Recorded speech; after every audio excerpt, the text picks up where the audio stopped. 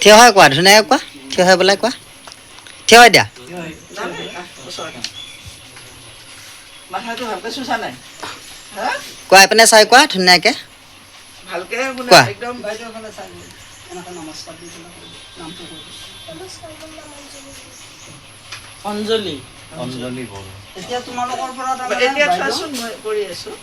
এতিয়া তোমালোকে ভালকে দোকানৰ পৰা যি লাগে তেল চাবোন খোৱা লোৱা বুজি পাইছানে চব আনিবা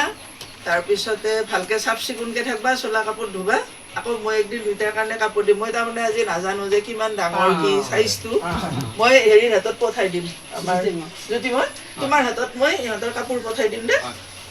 অঁ তুমিও থিয় আছো মোৰ তাতে জোখাটো লওঁ এই আপোনাৰ কান্ধৰ ওচৰে পাইছে আৰু তুমি অলপ পুৱা গধূলি দাউৰি থাকিব দেবা হ'বনে একদিন জ্যোতিময়ৰ লগত যাবা মই তাতে দোকানত একযোৰ মঙলদৈত জোতা কিনি দিম ধুনীয়াকৈ হ'ব একদম আৰু এই কোনোবাই কিবা বেয়া বস্তু দিলেও নাখাবা দুখা নাখাবা দে নহ'লে চাকৰি বা প্ৰব্লেম হ'ব পুলিচৰ কোনোবাই দিলেও নাখাবা কিয় জানানে তেতিয়া তুমি দৌৰবা নোৱাৰবা আৰু দৌৰবা নোৱাৰিলে তুমি তেতিয়া পুলিচত হওক বা বেলেগ চাকৰিত নাপাবা নহয় হয়নে যিকোনো খবৰৰ বাবে যোগাযোগ কৰক আমাৰ এই নম্বৰত